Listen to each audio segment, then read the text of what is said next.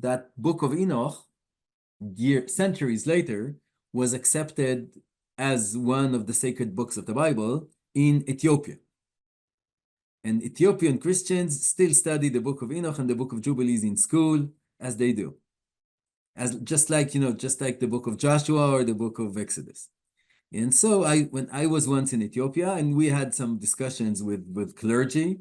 So one high-ranking clergy spoke to us about the Ethiopian calendar and the way they regulate their time in Ethiopia. That's a different story anyway. But he kept saying, Enoch is our most important source, and we follow Enoch. He had the revelation from God, and he knows how to handle time and so on.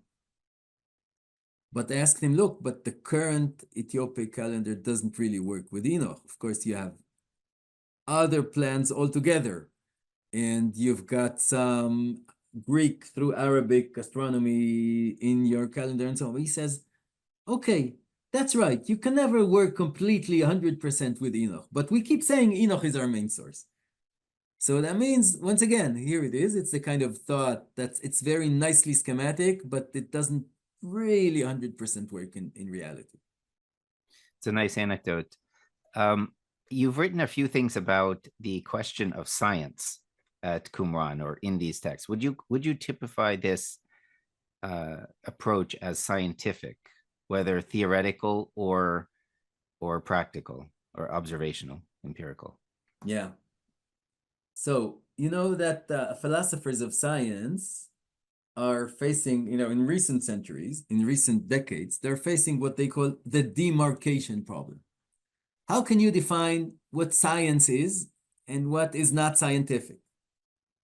And there are various attempts of doing that. Famously, Karl Popper gave this idea, anything that could in potential be refuted is scientific. Other things are not scientific. Therefore, apparently, I think Karl Popper thought that psychoanalysis is not science because it could not be refuted.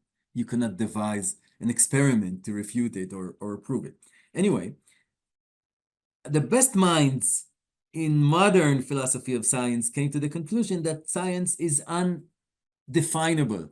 It's really hard to define what science is and what science isn't.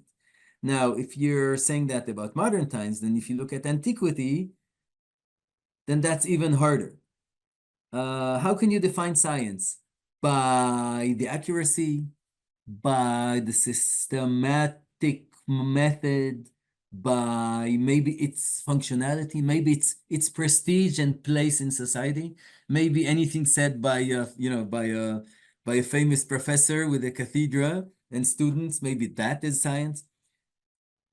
The kind of knowledge written in the Book of Enoch, if you look at the 3rd century BCE, that would have been the rocket science of the day. Astrology too, that would have been the rocket science of the day. If you look at the Greek world just a bit later, through into the Roman period, astrology was the leading science of the day. So, I mean, we could look at it and say, well, this is maybe not science and so on, but for them, this was absolutely science. The interesting thing about it is that because it just so happened that this kind of astronomical book found its way into the sacred collection of Enoch, that means that the people following the Book of Enoch had a religious duty to study science, a religious duty to observe the luminaries and to make sense of them. That's interesting. It's pretty much not classical Judaism as we know it, nor is it classical Christianity as we know it. It's only, scholars looking at the kind of Renaissance. In the Renaissance, there was kind of revival. It took a while. But some people say that the beginning of modern science took place together with some kind of arcane religious traditions and alchemy and things like that. So it took a millennium or so to return. Yeah. What Bible do you read? And how do you know it's the right one? There's only one version of the Bible, right?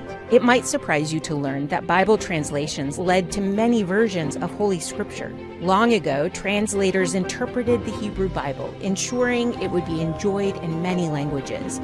But when they encountered Hebrew words they didn't understand, Translators relied on their individual cultural context and used different words with different meanings unrelated to the original ones. This led to Bible versions that lacked the full, beautiful, original explanations becoming part of our history.